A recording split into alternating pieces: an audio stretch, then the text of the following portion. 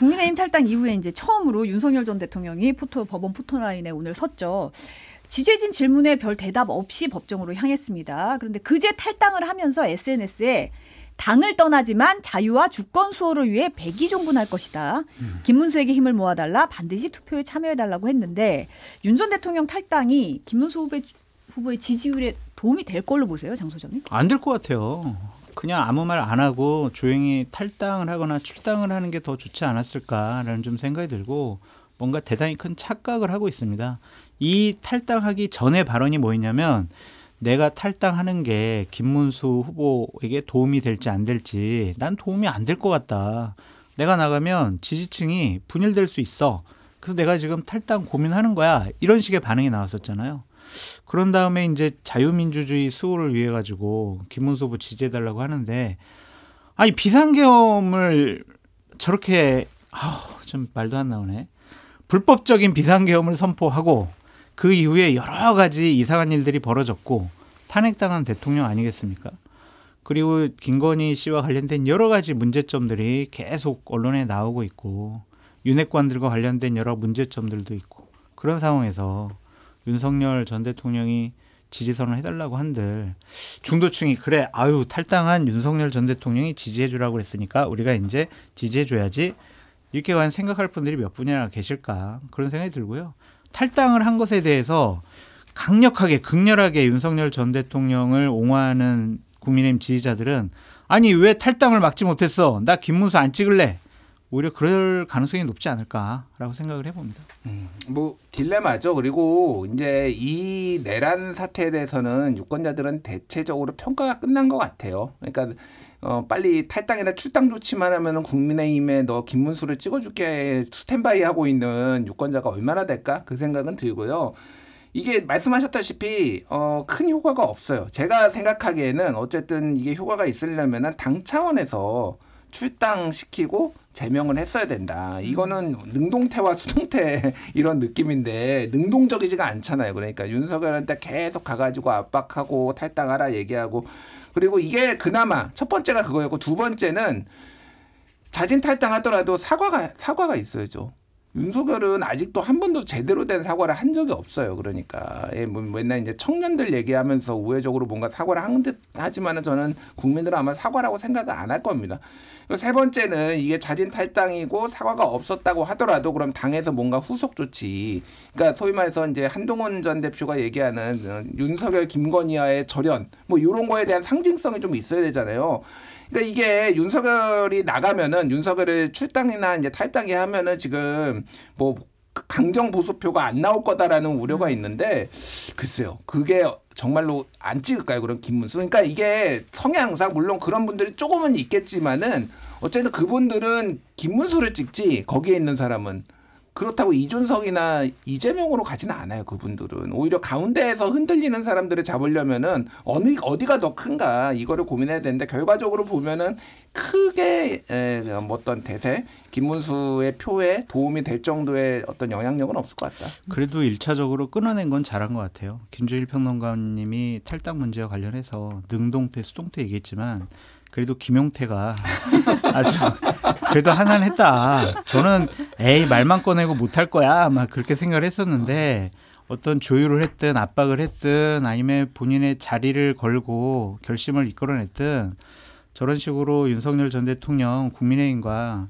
거리두기 시킨 거는 그래도 김용태가 잘했다. 그렇게 말씀드리고 싶습니다. 장 소장님의 아재 개그에 저희 PD가 눈을 질끈 감았어요. 이러면서 이러는데 좋아하시던데. 눈을 질끈 감았습니다. 네.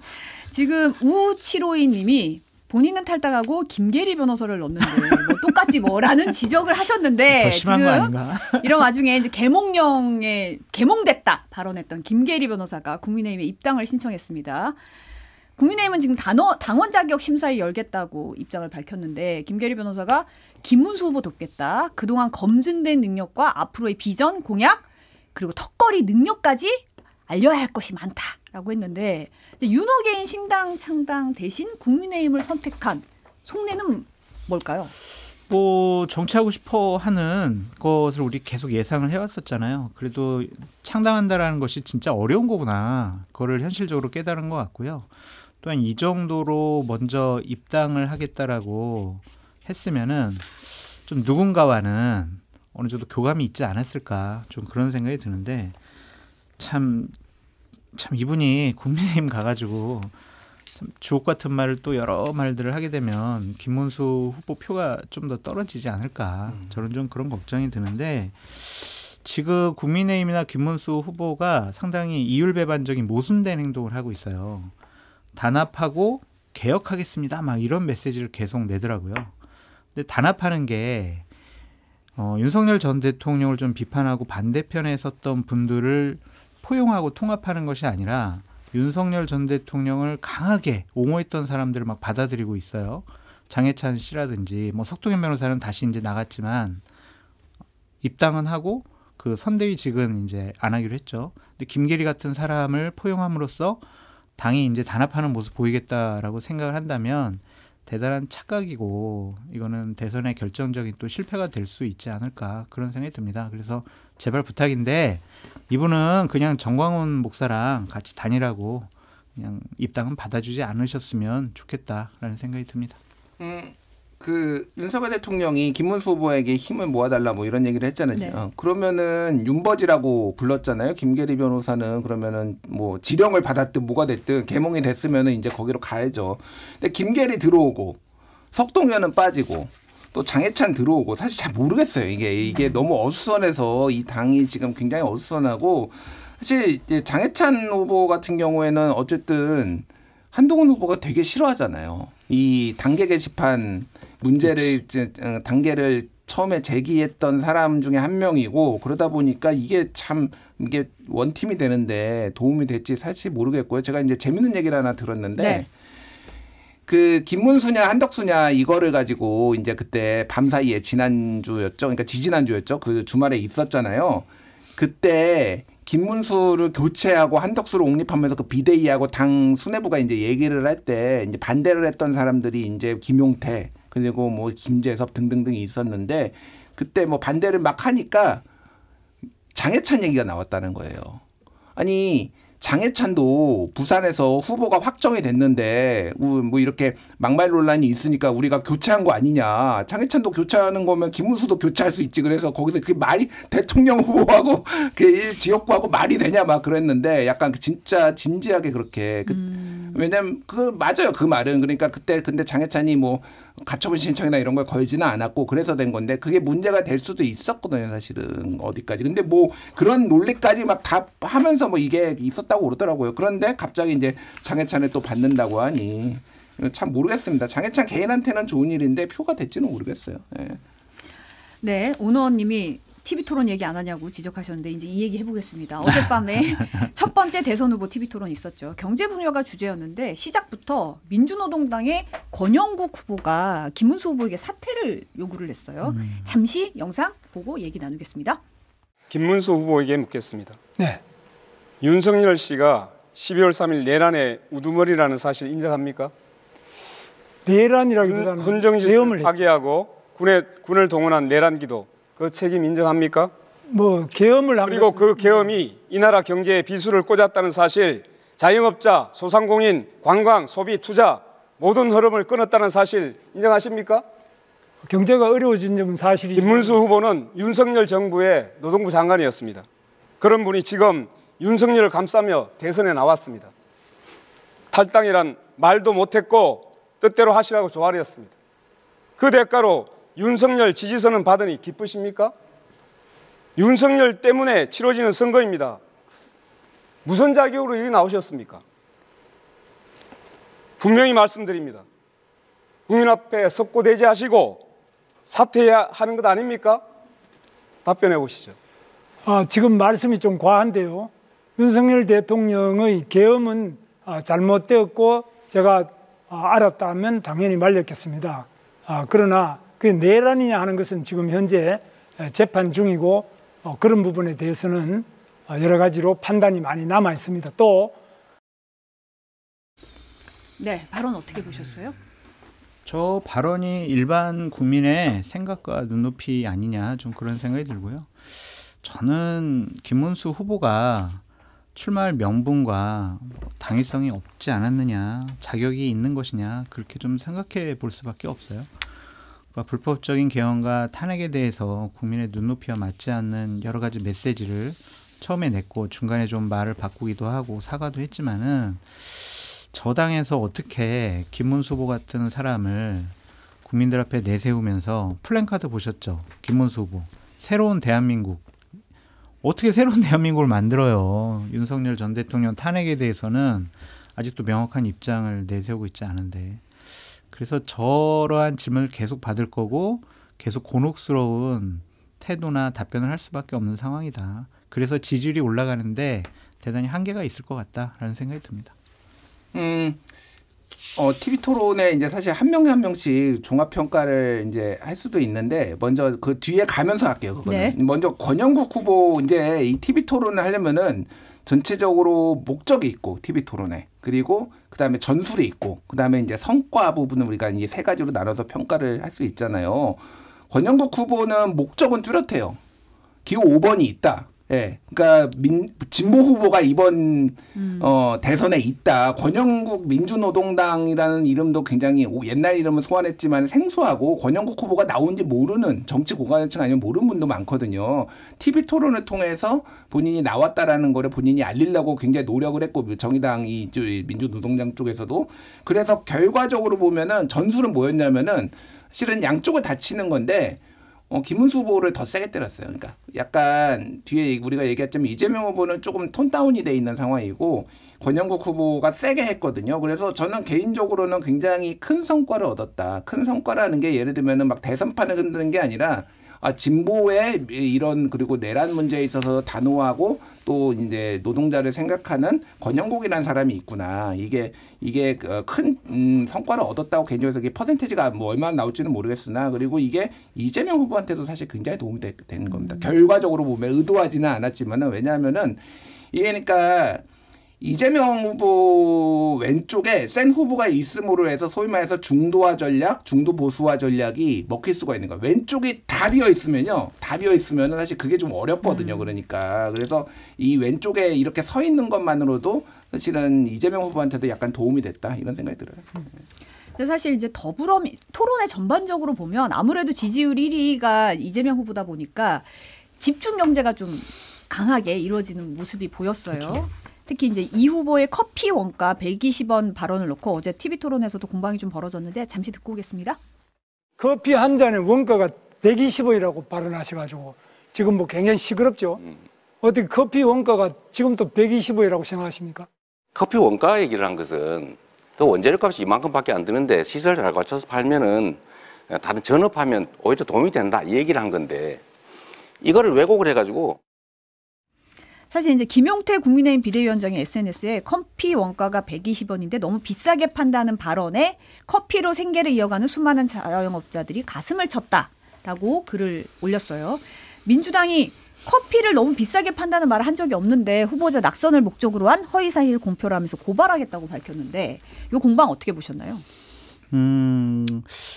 이게 지금 국민의힘 쪽에서는 또 개혁신당 쪽에서는 SNS 상에서 대단히 캠페인을 세게 하더라고요. 이렇게 경제를 잘 모르는 사람 그리고 자영업자의 분노를 낳게 만드는 이재명 후보 이런 식으로 얘기를 하고 있는데 뭐 그런 캠페인에도 저는 이해가 되는데 이재명 후보가 얘기한 거를 좀 자세히 뜯어보면 커피 원가 그냥 120원 이거 자체가 그냥 원두값을 얘기한 것 같아요. 거기에 이제 임대료라든지 인건비라든지 각종 세금이라든지 이런 거는 좀 빼고 얘기한 것 같아가지고 다른 당이나 다른 후보 쪽에서 이거 비싸게 받고 경제를 모르는 사람이 뭐 이런 얘기를 했어요 라고 캠페인하면서 공격하는 것은 조금은 좀 무리가 있지 않나 좀 그런 생각이 듭니다.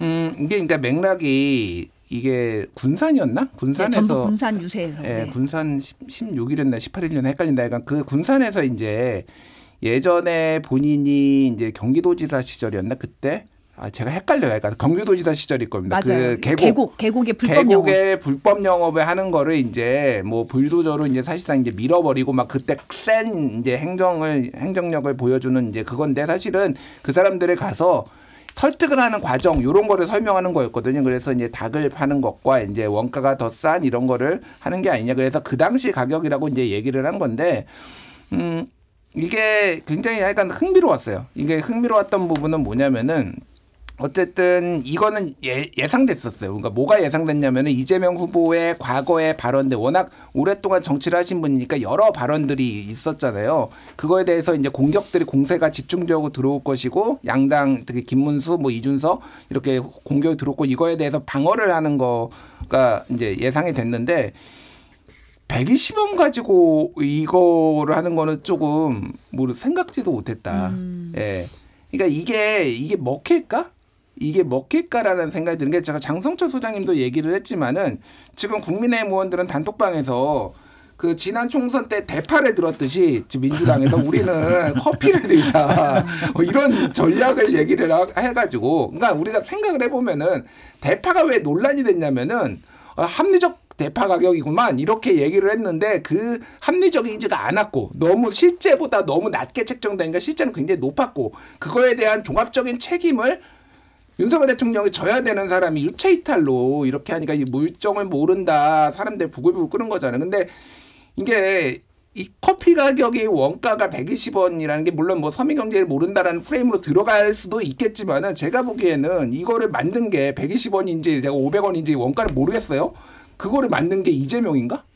그러니까 그리고 옛날 2019년인가 그때 가격이라고 하잖아요. 그것도 인건비 다 빼고 그냥 원두 가격을 얘기하는 거잖아요. 그게 적절했는지 여부를 떠나서 이게 효과적인가? 그러면 국민의힘 이제 의원들이 다 커피를 들고 나와서 이렇게 유세를 하는 모습을 상상하니까 이거는 소위 말해서 이제 삔또가 좀 어긋났다. 이건 아닌 것 같다. 그러니까 네거티브를 하더라도 좀 효과적인 거 해야 되지 않나 이 생각이 들어요. 그러니까 이게 조금 우왕좌왕하는 거 아닌가? 오히려 그 생각이 좀 들더라고요. 그러니까. 예. 지금 이재명 후보가 미국 트럼프 정부와의 관세 협상 대응에 대해서도 약간 김문수 후보와는 좀 엇갈린 입장을 좀 보였는데요. 그 부분도 영상을 통해서 좀 확인하고 얘기를 나누겠습니다. 한덕수 총리가 그만두면 최상목 부총리가 통상을 맡아야 되는데 계속 탄핵한다 그래서 그것도 그만뒀지 않습니까?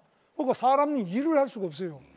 총리 탄핵하고 대통령 탄핵하고 또 경제부총리 탄핵하고 계속 탄핵해서 또 법은 아까 말씀드린 우리가 하자는 거 안 해준 거 없다 그러는데 그동안 얼마나 많은 법을 안 해줬어요. 잠깐만요. 그거는 뭐 제가 여기서 말씀드릴 필요 없이 국회에서 더 잘하시죠. 너무 무책임한다는 생각이 드는데요.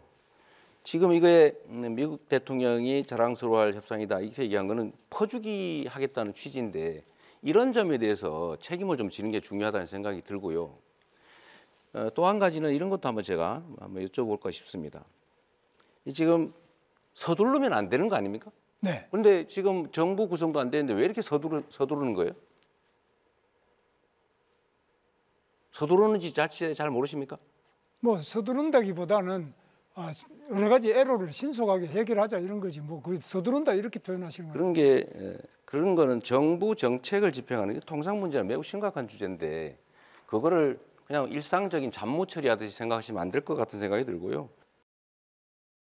이제 사실은 이제 앞단에 이제 한덕수 총리가 언론사 인터뷰에서 이런 얘기를 한 걸 가지고 얘기하니까 이제 탄핵 얘기를 김문수 후보가 얘기를 한 거고 거기에 대해서 서두르면 안 된다고 생각하는데 어떻게 서두르면 안 되는 거 아닙니까? 하니까 김문수 후보가 살짝 버퍼링 걸린 느낌이 좀 있긴 했어요. 어떻게 들으셨나요?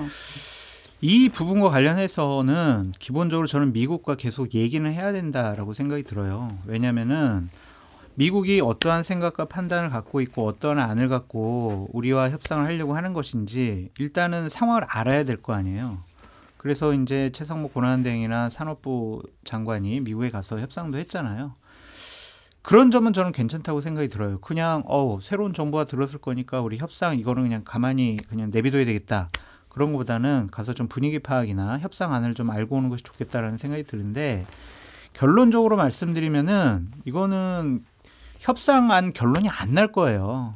미국이 이거를 협상안에 대해서 결론을 내리지 않을 것 같습니다. 저번에 뭐 최상목 경제부총리 갔지만 30분 만에 미국 상무부 장관이랑 회담이 끝났잖아요. 그러니까 협상 파트너로 현재 정권 윤석열 정권 하에 있던 관료들하고는 안 할 것 같습니다.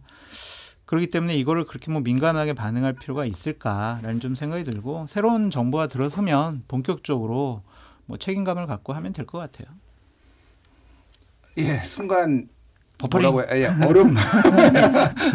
이게 엄청 긴 시간이 아닌데도 이게 요즘 워낙 스피디하게 이게 막 모든 게 있다 보니까 옛날에 제가 그 97년도, 2002년도 TV 토론에 다시 보니까 그때는 품격이라고 하는 거 그런 게 있고 뭐 그런데 말이 정말 느리더라고요. 그러니까 후보들이 네. 이게 진짜 이게 굉장히 빨라졌어요. 이 호흡이라는 게 전체적으로 보면은 사람들이 그래서 저 짧은 버퍼링도 약간 이 사람이 말문이 막혔구나 약간 이런 느낌이 살짝 드는데 이제 이재명 후보가 이제 사실 공세를 이제 펼친 거는 맞는데 전체적인 기조는 이제 요거는 그러니까 김문수 후보가 좀 말문이 막혔다라고 조금 이렇게 뭐라고 머릿속에서 이게 대답하는 게 좀 꼬인 것 같고 전체적으로 보면은 일단은 이재명 후보 같은 경우에는 이번에 TV 토론 전략을 목표는 좀 실점을 하지 않겠다.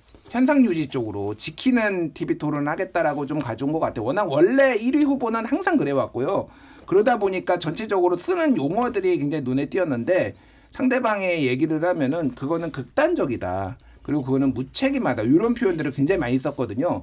그래서 결과적으로 보면은 이게 이제 더 이거를 가지고 꼬리에 꼬리를 무는 논쟁을 일으키기보다는 논쟁이 깊어지기보다는 좀 자르려는 그런 게 좀 보여서 뭐 반대 진영에서는 조금 불만을 보였지만은 디펜스라는 입장에서는 나쁘지 않은 것 같고 개인적으로 김문수 후보는 이게 목표를 솔직히 잘 모르겠어요. 이번에 4명 중에서 가장 제가 점수가 안 좋게 줄 수밖에 없는 이유가 김문수 후보는 1위 후보 같았어요. 이 전략이. 이게 그러니까 공격이 매서운 것도 아니고 그렇다고 본인이 이제 본인 얘기를 많이 하긴 했거든요. 근데 그 경제 정책이라는 게 사실 새로운 내용이 아니라 뭐 기업하기 좋은 나라 이런 거는 사실 하나만한 얘기라서 왜 이게 나왔는지 왜 나왔는지라는 말은 그렇고 왜 이게 무슨 전략으로 나온 건지를 솔직히 잘 모르겠다. 그래서 실점을 이번 4명 중에서는 가장 많이 하는 게 김문수 아닌가 개인적으로는 좀 그렇게 보이더라고요. 지금 해운대님이 이준석 후보 얼굴이 좀 붉더라. 사정을 아시는 분 있냐 이렇게 댓글을 담아주셔서 이준석 후보가 SNS에 얼굴이 빨개서 걱정해 주시는 분들이 있는데 사실은 유세하느라 목이 안 좋아서 염증약을 많이 처방받아서 먹고 있다라는 사정을 밝혔다는 점을 알려드리면서 사실 개혁신당 이준석 후보가 상당히 맹공을 퍼부었어요. 뭐 예를 들면 뭐 이재명 후보 상대로 어떻게가 빠져 있고 그냥 이렇게 하겠다 저렇게 하겠다는 말만 하고 있다. 사람들이 어려울 때 옆에 사이비 종교가 다가오는 것처럼 가장 위험한 형태의 사람이다. 이렇게 비난을 했거든요. 오늘 아침 기자회견에서는 연상군 같다는 그런 표현까지 썼죠. 그러니까 약간 좀 이재명 후보가 구체적인 질문에 대해서는 답변을 안 하신 건지 못 하신 건지 그렇게 얘기를 좀 하더라고요. 그러니까 AI 100조 투자 어떻게 하실 겁니까? 그랬더니 그거는 뭐 내가 이제 대통령 되고 나서 관계 부처들이랑 다 얘기해보고 그럼 결정하면 되는 거다 이런 식으로 얘기를 했거든요. 근데 저 정도의 중요한 정책 공약이라면 대략적인 좀 아웃라인들은 좀 원론적인 답변이라도 좀 하시는 게 좋지 않았을까 좀 그런 생각이 좀 듭니다.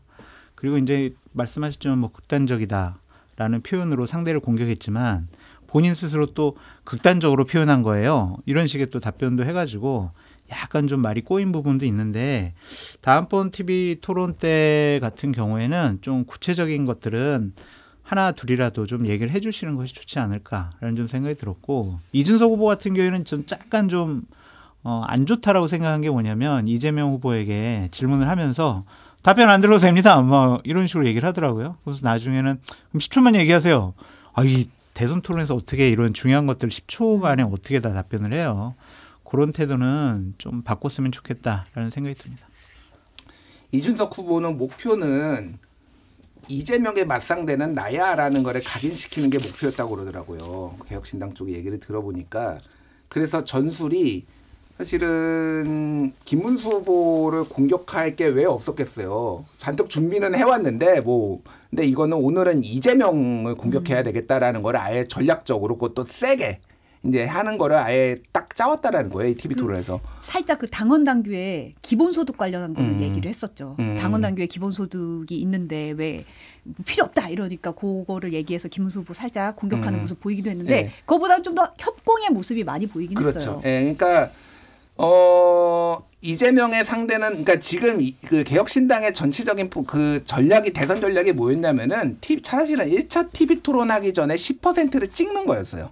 그래서 두 자릿수를 찍은 다음에 여기에서 굉장히 존재감을 보여가지고 그래서 이제 좀 더 15%까지 찍고 뭐 이렇게 가는 거였는데 이미 어그러졌거든요. 그게 한 자릿수 뭐 두 자릿수 나온 것도 있지만은 대부분 한 자릿수 8% 이 정도 안팎으로 나오다 보니까 어쨌든 지금은 이재명의 맞상대는 나라는 거를 보여주기 위해서 그렇게 전술적으로 이제 강하게 이제 얘기를 했던 거고 그러다 보니까 이제 이 표를 누구 걸 가져오느냐 사실은 그러면 보수표를 가져올 생각이었다라는 거예요. 그러니까 개혁신당의 네. 이준석 쪽의 생각은 오히려 지금의 보수표가 흔들리고 있으니 그러니까 중도표는 당연히 이제 뭐 가져올 수 있으면 가져오는데 전체적으로 김문수보다는 이준석이다. 그래서 만족스럽다. 자기네들은 만족스럽다. 근데 이제 특유의 소위 말하는 싸가지론 뭐 이런 것들에 조금 예전에 이제 2012년에 이정희 후보가 너무 좀 세게 공격을 하다가 약간의 역풍 같은 게 있었잖아요. 그러니까 난 당신 떨어뜨리기 위해 뭐 출마했습니다. 뭐 이 정도까지는 이번에 아니었지만은 거기에 또 약간의 이제 반발이 있지 않나 그런 생각이 드는데 전체적으로 보면은 굉장히 개혁신당 만족해 하더라. 저도 뭐 효과가 나쁘지는 않았다.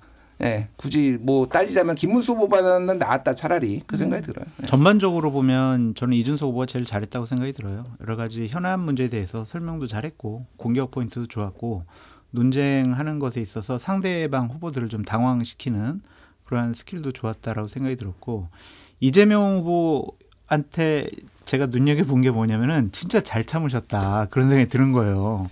막 긁더라고요. 긁는데 예전 같으면은 조금 좀 감정을 드러냈을 텐데 이번에는 꾹 누르시고 차분하게 좀 얘기를 하신 부분들이 있어가지고 이재명 후보께서도 좀 다른 모습 보여주셔서 잘했다라고 말씀을 드리고 김문수 후보 같은 경우에는 그냥 생각보다 못하지는 않은 것 같아요. 근데 그게 이제 어떤 큰 도움이 되지 않을 것 같은데 전반적으로 얘기 들어보면 각 캠프들은 다 자기네들이 잘했대요. 그렇지. 다 잘했대 자기네들이.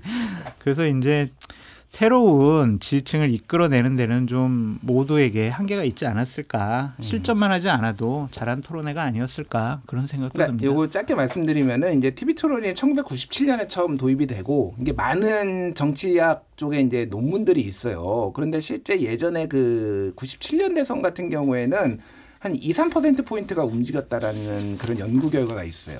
그 정도로 이게 영향력이 꽤 큰데 뒤로 갈수록 사실은 이게 점점 뭐라고 해야 될까요? 자기 강화. 지지자들이 보면은 우리 후보가 제일 잘하게 보이는 거예요. 자기 강화 효과가 굉장히 크고 결정적인 실수를 안 하는 게 되게 중요하다. 예. 뭐 그 김영삼, 김대중 때부터 했다고 92년 때부터 그때 TV 토론 처음 제한적으로 하지 않았나? 그때 내가 헷갈린다. 했어요 TV 토론. 예. 어쨌든 그래서 이번에 결정적으로 누가 실점한 사람은 없어요. 그러니까 사실 이제 TV 토론에 전설로 남은 거는 굉장히 죄송한데 안철수 후보가 제가 MB 아바타입니까? 이게 거의 교과서에 나오는 거의 그 수준인 거죠. 그 정도 급의 실수를 하신 분은 없다 이번에는. 예. 그 MB 아바타입니까 발언을 한 안철수 의원이 이준석 후보의 그 TV 토론이 마음에 드셨나 봐요. 이재명 사노스를 막으려면 진정한 원팁이 되어야 한다면서 이준석 후보는 어벤져스 어셈블을 외쳐달라고 오늘 SNS에 올렸더라고요. 지금 안철수 의원뿐만이 아니라 지금 오늘 아침에 서울시에서 행사가 있었거든요. 김문수 후보, 이준석 후보 갔는데 김문수 후보가 자기 얘기하기보다는 이준석 후보를 엄청나게 띄워주는 얘기를 계속하는 거예요. 그거를 받아가지고 권성동 의원이 진짜 이렇게 거기 가서 그런 얘기 안 하고 상대 후보를 띄워주는 정말 김문수 후보 정말 최고십니다. 이준석 후보도 이 말씀 듣고 꼭 저희랑 같이 함께 하시죠. 지금 전방위적으로 이준석 후보랑 단일화하려고 하는 것 같은데. 단일화를 위한 포석이다. 맞아요. 안 한대요. 안 한다. 네. 안 한다. 그만하세요. 그만 괴롭히세요. 안 아니 김용태 비대위원장이 사실 그 행사 5.18 행사 때인가요? 가서 그 얘기 좀 이렇게 서로 뭐 연락해라 이러니까 맨날 연락한다 그래놓고서 뭐 이런 얘기 이렇게 주고받는 모습도 포착이 됐는데 그 이준석 후보도 단일화에 대해서 긍정적으로 생각하는 걸로 읽힌다. 앞으로 대선 과정에서 여러 상황을 고려해 적절한 시기에 많은 이야기 나눌 수 있도록 하겠다고 김용태 비대위원장이 밝혔어요. 잘못 읽었어요. 아니다. 잘못 읽었어요. 그건 아니다. 아니면은 아니에요. 이거예요. 그러니까 김문수 후보가 사퇴를 하고 그냥 국민의힘에서 자 우리 후보 없다. 이준석 후보 당신이 중도 보수 우파 후보해라. 그렇게 그냥 몰아주면 이준석 후보가 할 생각은 있어요. 그거 아니면 안 해요. 계속 이제 오늘도 이준석 후보는 단일화 논의 자체에 전혀 관심이 없다 강조를 했는데 사실은 이제 뭐 지지율이 합쳐서 뭐가 있어야 사실 의미가 있어야 할 수 있는 것 같고. 그러니까 한번 말씀드리면 2007년에도 정동영 후보랑 문국형 후보랑 단일화가 있었어요. 근데 하다가 맥이 빠져버린 게 둘이 합쳐도 이명박한테 너무 큰 차이로 안 되는 거야. 그러니까 사실 지금도 그래서 얘기가 나오는 거는 뭐라도 잡아보려고 하는 건데 저게 뒤로 갈수록 뭐 얘기가 안 나오진 않겠지만은 그렇게 강력하기는 좀 힘들어요 지금. 체념을 뒤로 가면 좀 할 가능성이 높지 않나 그 생각이 들어요. 이번 주 금요일에 사회 분야로 네. 대선 토론이 있고 그다음에 다음 주 화요일에 맞습니다. 정치 분야로 대선 토론이 한 번 더 있습니다. 맞습니다. 총 3차례가 있는데 아까도 김준일 평론가는 이제는 너무 많이 플랫폼도 많아지고 이제 그러니까 예전보다는 좀 그런 식으로 결정적인 변수는 없다 이렇게 보시는 것 같은데. 네, 그러니까 TV 토론이 그것도 연구가 많아요. 그러니까 TV 토론 효과에 대해서 여러 연구들이 있는데 전체적으로 보면은 자기 강화 효과가 크다라는 거예요. 유권자들한테 내가 본 거를 확인하는 거고 예전에는 워낙 매체가 적고 특히 후보들을 직접 이렇게 눈으로 보는 게 TV로 봐서 또 토론하는 게 워낙 흔하지 않았기 때문에 그 TV 토론이 좀 강했다라는 거거든요. 그러니까 이게 전반적으로 실수를 안 하려고 좀 다들 특히 이제 이재명 후보는 실수를 안 하는 거에 최대한 초점을 맞추지 않을까 그 생각이 들어요. 네. 근데 국민의힘 쪽 분위기는 김문수 후보 TV 토론 나가는 것에 대해서 심정이 조마조마해요. 조마조마. 어떻게 실수하면 어떡하지? 이제 조마조마하는 분위기가 좀 강해요. 그래서 이제 저 선관위 주최 토론 외에는 TV 토론이 이재명 후보도 별로 하고 싶어하는 것 같지 않고 김문수 후보도 하고 싶어하는 것 같지 않아가지고 없을 것 같네요. 그러니까. 네, 이 개헌 논의가 갑자기 좀 불을 붙었는데 이 얘기도 좀 해보겠습니다. 더불어민주당 이재명 후보가 5.18 광주 정신의 헌법 전문 수록을 포함해서 개헌 구상을 발표를 했죠. 대통령의 중간평가 성격으로 4년 연임제 도입하자고 제안을 하면서 개헌 당시 대통령, 그러니까 만약 본인이 대통령이 된다면 개헌 당시 대통령은 적용되지 않는다고 밝혔습니다. 국민의힘 김문수 후보도 이번에 당선될 대통령 임기의 3년 축소, 또 4년 연임제가 아닌 중임제, 국회 권한 축소 등을 담은 자체 개헌안을 내놓았더라고요. 이 개헌 논의에 대해서 어떻게 보십니까? 중심이 대통령의 임기가 중심이 아니었으면 좋겠어요. 권력구조 개편과 우리 국민의 기본권 이것이 많이 변했잖아요. 그런 것들을 담아낼 수 있는 헌법 정신을 새롭게 만드는 그쪽으로 해야 될 것 같고 자꾸 이제 대통령의 임기를 2번 할 수 있게 하겠다. 뭐 연임이든 중임이든 뭐 차이점은 조금은 있지만 그런 식으로 접근하는 것이 과연 옳을까 좀 그런 생각이 들어서 대통령의 권한을 좀 내려놓는 쪽으로 개헌 논의가 이루어졌으면 좋겠다라고 말씀드립니다.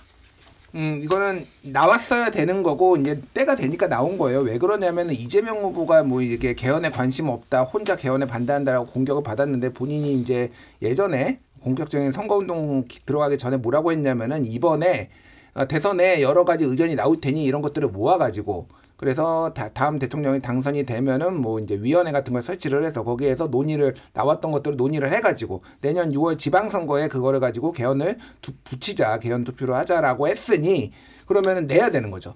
그리고 또 하나는 이제 계속 이게 이제 공격 포인트였잖아요. 화장실 들어갈 때 다르고 나올 때 다르네 어쩌고 저쩌고. 근데 사실 이재명 후보가 개헌을 안 한다고 한 적은 없었어요. 그러니까 다만 지금 논의할 타이밍은 아니다. 그리고 이런 것들 그러니까 이 타이밍에 이제 낸 거는 본인이 정치개혁에 이제 의지가 있다라는 거고 이제 아직 사회 TV 토론이 나왔지만 또 정치 분야 나오면은 이게 집중적으로 공격을 받을 가능성이 있으니 사전 정지 작업을 한 건데 저는 뭐 다른 거는 뭐 여러 가지 의미 뭐 얘기가 나온 거니까 딴 거는 다 모르겠고 임기 축소 얘기 좀 이제 그만 좀 하자. 김문수 후보 또 이제 3년으로 얘기를 했는데 본인이 당선되면은 뭐 하시겠다라는 걸 제가 말릴 생각은 없어요. 말릴 생각은 없는데 이게 그러니까 뭐 이준석 후보도 심지어는 반대예요. 왜 그러니까 내가 집권으로 하면은 내가 청사진을 가지고 이거를 나라를 운영해야지 왜 계속 임기를 줄이겠다고 하냐. 그게 이제 소위 말하는 제왕적 대통령제하고 임기를 줄이는 거와 관련이 있느냐. 그래서 나오는 게 이제 2028년에 소위 말하는 총선과 대선에 붙이는 거잖아요. 네. 근데 저는 이게 좀 황당하다고 얘기를 했던 게 옛날부터 개헌론자긴 하지만은 이게 위험하다고 생각하는 게 제왕적 대통령제, 대통령의 권한이 너무 많다라고 하면서 총선하고 대선에 붙이면요. 일반적으로 대선에 이긴 그 대통령이 되는 사람이 총선도 이겨요. 한꺼번에 몰아줄 수 있다. 예. 그러면은 제왕적 대통령이 되는 거예요. 그러니까 이게 분리해가지고 민주당이 우연치 않게 아니라기보다 어쨌든 민심을 계속 얻어서 총선과 대선은 이 몇 년 단위로 이렇게 얻는 게 아니라 한 번에 몰빵해주고 4년 후 뒤에 이거를 망하든 뭐가 되든 이렇게 보자는 건데 이거가 4년, 그게 취지에 맞나? 그러니까 이 87년 체제를 극복하는 거, 4년 중임제로 이제 가는 걸 전제로 했을 때 이거는 조금 이상하다. 그래서 이제 좀 임기 단축 얘기는 그만 좀 하자. 좀 실질적인 얘기를 좀 했으면 좋겠어요. 예.